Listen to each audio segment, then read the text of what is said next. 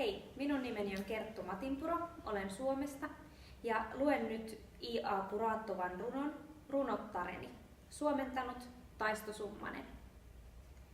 Runottareni.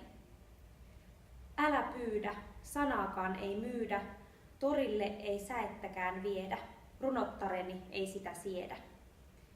Mielin hartain, runotartain kuuntelen, en siltä mitään salaa.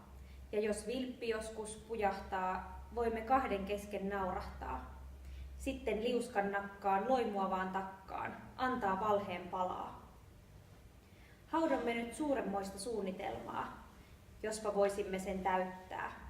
Runoelmaa, jossa saisi näyttää tekopyhät, papin ihramahan, loisen, joka imee vuoksi rahan, verta osattoman ja työkansan, joka kokee riiston, murheen, mutta rukousta hokee, luullen, että taivaassa saa onnen oman.